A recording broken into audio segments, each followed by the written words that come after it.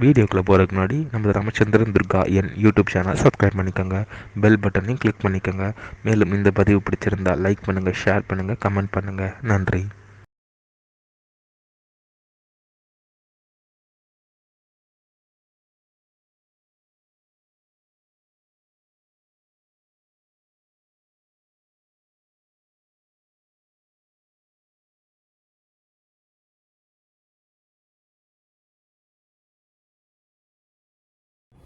ஸ்ரீ குருப்யோ நம. ஹரி ஓம். ஸ்ரீ மகாகணாதிபதியே நம. அனைவருக்கும் முதற்கண் கோடான கோடி நமஸ்காரங்கள், வணக்கங்கள், வந்தனங்கள். அனைவருக்கும் அன்பு கலந்த இனிய ஆசீர்வாதங்கள். நமது ராமச்சந்திரன் துர்கா என் என்ற யூடியூப் சேனலிலே மாசி மாதத்தில் நிகழவிருக்கும் மகா சிவராத்திரி பற்றிய விளக்கமானது ஒவ்வொன்றாக பதிவிடப்பட்டு வருகின்றோம். இன்றைய தினம் மகா சிவராத்திரி அன்று அனைத்து சிவாலயங்களிலும் எத்தனை காலங்கள் பரமேஸ்வரனுக்கு அபிஷேகம் செய்ய வேண்டும்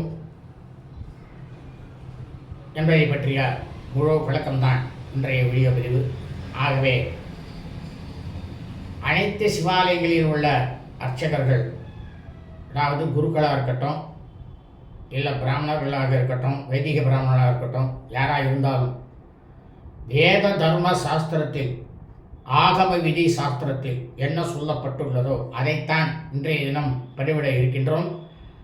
ஆகவே தாங்கள் அனைவரும் அதன் பிரகாரம் ஆலயங்களில் சாட்சாத் ஸ்ரீ பரமேஸ்வரி சமேத பரமேஸ்வரருக்கு அதன் பிரகாரம் செய்து இந்த லோகத்தை மிக மிக க்ஷேமமாக இருக்க வைக்க வேண்டியது தங்களுடைய கடமையாக இருக்கின்றது என்பதை தெரிவித்துக் கொள்கின்றேன். அதன் பிரகாரம் கடைபிடிக்க வேண்டுமாயும் அன்புடன் கேட்டுக்கொள்கின்றேன். மாசி மாதம் மகா சிவராத்திரி பற்றிய முழு விளக்கம். குரோதி வருஷம் தமிழ் வருஷம் மாசி மாதம் 14/11/5125 நாள் 26/2/2025 புதன்கிழமை என்று மகா சிவராத்திரி. அன்றைய தினம் சிவாலயங்களில் வேத தர்ம சாஸ்திரத்திலும் ஆகம சாஸ்திரத்திலும் ஸ்ரீ பரமேஸ்வரனுக்கு எத்தனை காலம் அபிஷேகம் செய்ய வேண்டும் என்பதை பற்றிய முழு விளக்கம்தான் இன்றைய வீடியோ பதிவு.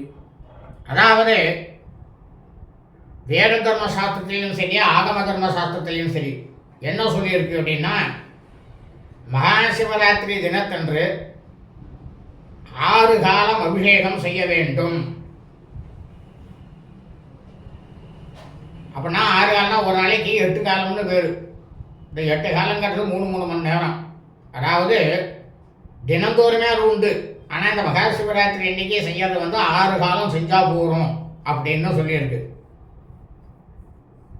அது என்னென்னா, ஒவ்வொரு காலத்துக்கும் 7.5 நாழிகை, 2.5 நாழிகை கொண்டது 1 மணி நேரம். அப்போ 7.5 நாழிகைனாக்கா 3 மணி நேரம் ஒவ்வொரு காலத்துக்கும் நாம் எடுத்துக்கொள்ள வேண்டும். அதை என்ன பண்ணுவா அப்படின்னாக்கா, தோராயமாக அன்றைய சூரிய உதயத்தை மையமாக வைத்து ஆரம்பிப்பார்கள். இல்லைனாக்கா மொத்தமாக என்னென்னாக்கா ஒரு 6 மணிங்கிறது எல்லாருக்கும் சௌகரியமாக இருக்கும் அப்படின்றதுனால காலத்தால் 6 மணின்றதை வச்சுட்டுருப்பா. எல்லா இடத்துலையும் வைதிகாலெலாம் என்ன பண்ணுவான்னா, இப்போ புதன்கிழமை அன்னைக்கு மகா சிவராத்திரி அன்னைக்கு காலத்தால் 6 மணிக்கெல்லாம் ஆரம்பிச்சிடுவா. எப்படி ஒவ்வொரு காலமும் பண்ணுவா தெரியுமா? மகன்யாசம் முதல்ல பாராயணம் பண்ணுவா. அதுக்கப்புறம் ருத்ர ஏகாதசி பாராயணம் பண்ணுவா. அப்புறம் என்ன பண்ணுவா, ஒவ்வொரு காலத்துக்கும் ருத்ர ஹோமமும் பண்ணுவா. இது வியாழக்கிழமை என்று காலை அதிகாலை 6 மணி வரை நடக்கும். தொடர்ந்து நடந்துட்டே இருக்கும். அதே சமயம் என்ன பண்ணுவான்னாக்கா, ஒரு சில ரொம்பவும் பழமையான புராதன ஸ்தலங்கள் இருக்கக்கூடிய கோவில்கள் எல்லாம் சதுர்வேத பாராயணம் பண்ணுவா. சதுர்வேதம்னா என்னென்ன? ருக்வேதம், யஜுர்வேதம், சாமவேதம், அதர்வண வேதம், இதை அத்தனையும் தெரிஞ்சவா உட்காந்து பாராயணம் பண்ணுவா. இது என்ன, எதுக்காக இந்த பாராயணம் பண்ணுறா அப்படின்னாக்கா, முக்கியமாக நாம் எல்லாரும் அதை தெரிஞ்சுக்கணும்.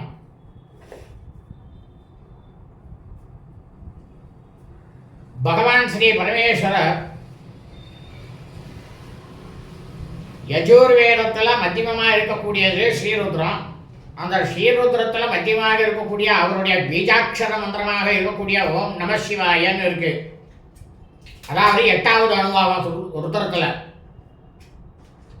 நம சோமாய ச ருத்ராய ச நம தாம்ராய ச அருணாய ச நம சங்காய ச பசுபதயே ச நம உக்ராய ச பீமாய ச நம அக்ரே வதாய ச தூரே வதாய ச நமோ ஹந்திரே ஜகனீயதே ச நமோ விரக்ஷேभ्यो ஹரிகேசேभ्यो நமஸ்காராய நம சம்பவே ச மயோபவே ச நம சங்கராய ச மயஸ்கராய ச நம சிவாய ச சிவதராய ச நம சிவாய ச அப்படிங்கிறது சுவாமியுடைய பீஜாட்சர மந்திரம் பரமேஸ்வரன்.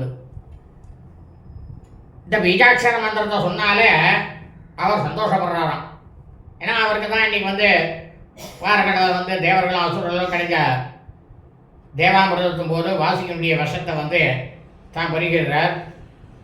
பறிக்கணுன்னா அம்பாளாகப்பட்ட பார்வதி தேவி என்ன பண்ணுறா, அவருடைய அப்படியே கழுத்தை நெரிச்சுட்டு விஷமானது உள்ளே போகாதபடி பார்த்துட்டு இருக்கா. அப்படின்லாம் உங்களுக்கு முதல் பதிவில் போட்டிருக்கேன், அதை பார்த்துக்கோ.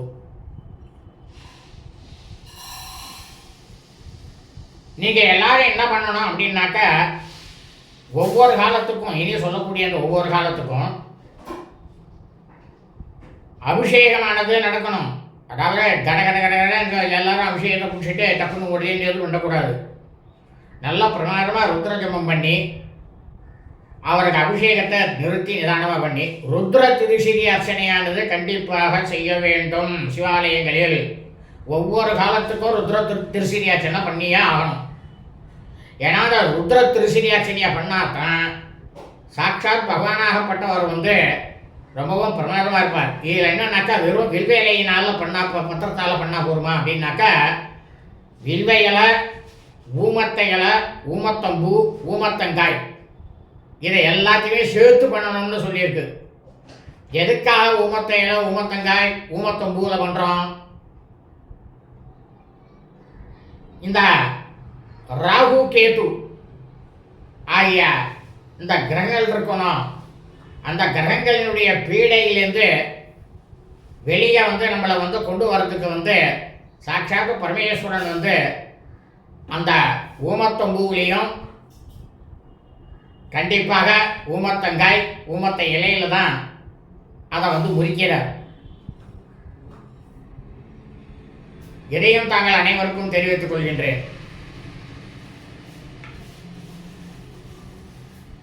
ஆனால் மற்ற சுவாமிக்கெல்லாம் ஊமத்தம்பு கிடையாது. சாட்சாத்து பரமேஸ்வரனுக்கு மட்டும்தான் ஊமத்தம்பு. முதலாவதாக காலசந்தி. இதுதான் முதல் காலம். காலசந்திங்கிறது மாசி மாதம் 14ஆம் நாள் 26/2/2025 புதன்கிழமை. அன்றைய தினம் காலை 8 மணி முதல் 11 மணி வரை காலசந்தி. இந்த காலசந்திங்கிறது என்ன அப்படின்னா, அப்போ சுவாமிக்கு அபிஷேகத்தெல்லாம் முடிச்சு விட்டு நைவேத்தியமானது என்ன பண்ணணும் அப்படின்னு கேட்டாக்கா, வெண்பொங்கல் பண்ணணும்னு சொல்லியிருக்கு. இல்லைன்னாக்கா சம்பா அன்னம் பண்ணணும் நைவேத்தியம். இரண்டாவதாக உச்சிக்காலம். இது 2ஆம் காலம். இந்த முதல் காலம் பண்ணுறதுனால என்ன பலன்? முதல் காலத்து பலன் என்ன அப்படின்னா, சாட்சாத் பரமேஸ்வரன் அந்த சம்பான்னம் நைவேத்தியம் பண்ணுறதுனால அவர் பருகின அந்த விஷமானது கொஞ்சம் போகிறோம் கீழே விட்டு போகிறதாம். அவரை விட்டு பரமேஸ்வரனை விட்டு விலகுகின்றது என்று அர்த்தம். உச்சிக்காலம். இந்த உச்சி காலத்தில் 2ஆம் காலம் மாசி மாதம் 14ஆம் நாள் 26/2/2025 புதன்கிழமை காலை 11 மணி முதல் பிற்பகல் 2 மணி வரை. இந்த காலத்தில் என்ன பண்ணலான்னா, சுவாமிக்கு வெங்காயம் பூண்டு அதெல்லாம் போடாமல் எல்லா விதமான காய்கறிகளையும் போட்டு சாம்பார் சாதம் செஞ்சு அதை அன்னதானம் நைவேத்தியம் பண்ணி அதை அன்னதானம் பண்ணலாம். தயிர் சாதம் பண்ணலாம். ஏன்னா தயிரும் விஷத்தை முறிக்கக்கூடியது தான். இதே மூன்றாவதாக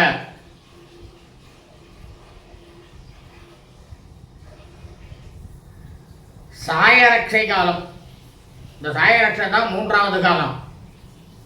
மாசி மாதம் 14ஆம் நாள் 26/2/2025 புதன்கிழமை மாலை 6 மணி முதல் இரவு 9 மணி வரை. இந்த காலத்தில் என்ன பண்ணணும் அப்படின்னு சொல்லியிருக்கேன்னாக்கா, சுவாமிக்கு கேசரியானது நைவேத்தியம் பண்ணணும். இந்த கேசரியானது நைவேத்தியம் பண்ணோம்னாக்கா சுவாமிக்கு 75% அந்த விஷமானது கீழே இறங்கியிருக்கும்.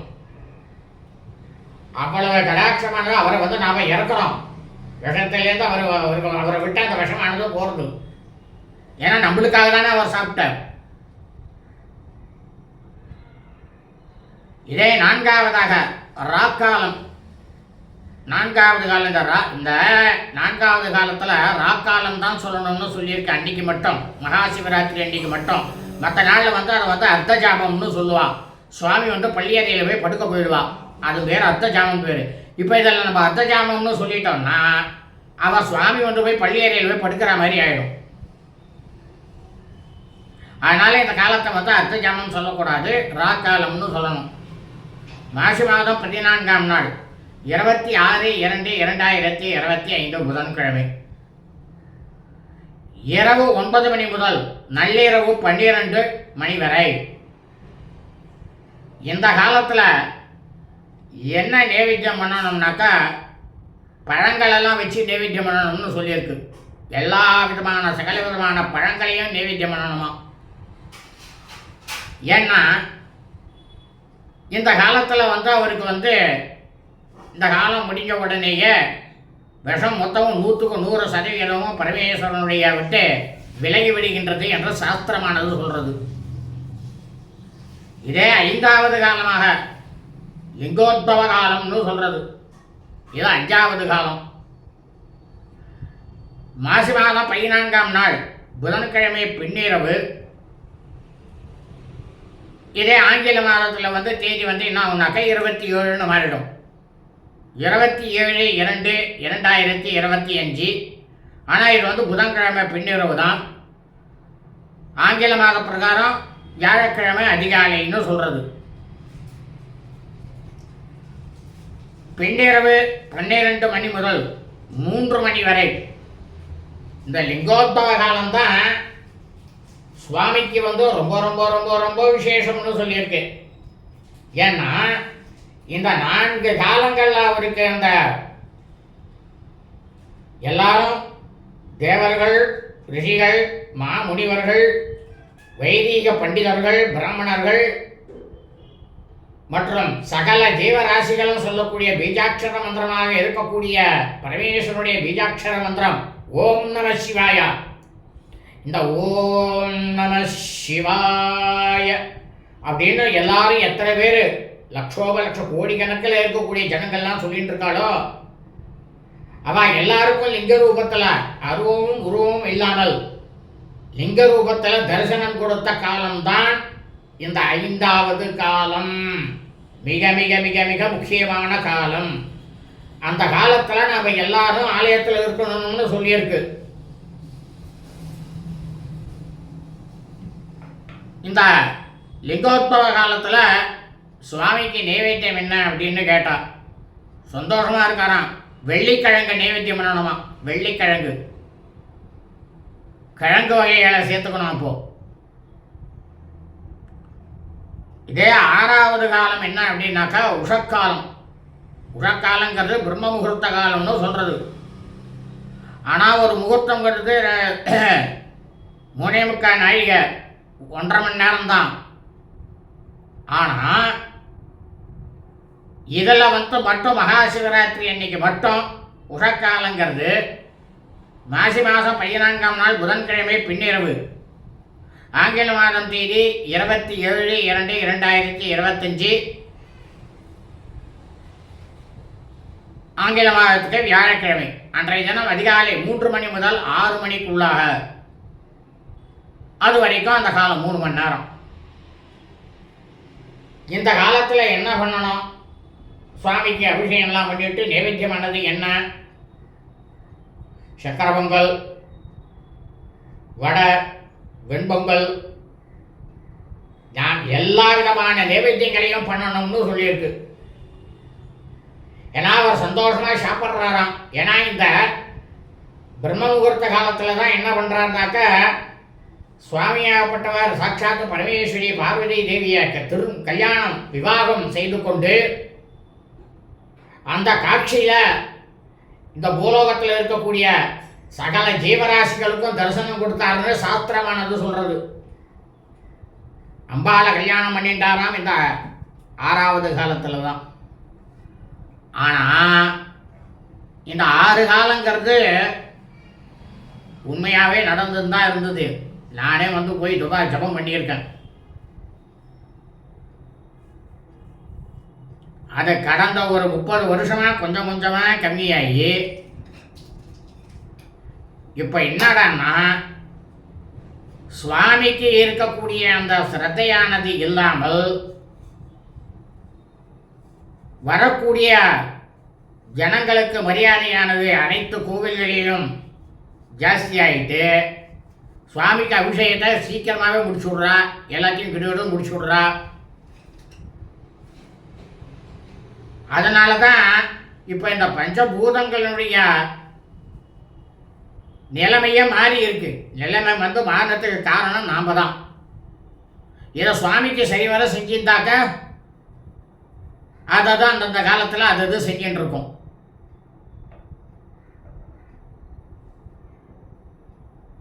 ஆகவே அனைவரும், அதாவது இந்த பூலோகத்தில் பிறந்த அனைத்து அடியனுடைய அனைத்து மெய்யன்பர்களும் மற்றும் முக்கியமாக சிவாலயங்களில் பூஜை செய்யக்கூடிய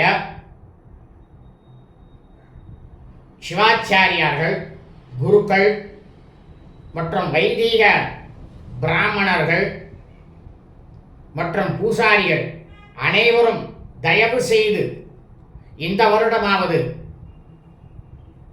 இதன் பிரகாரம் நாம் அனைவரும் கடைபிடிப்போம் என்ற சபதம் எடுத்துக்கொண்டு சாட்சாத்து பரமேஸ்வரனுக்கு இதன் பிரகாரம் செய்ய வேண்டுமாய் உங்கள் அனைவரையும் அன்புடன் கேட்டுக்கொள்கின்றேன்.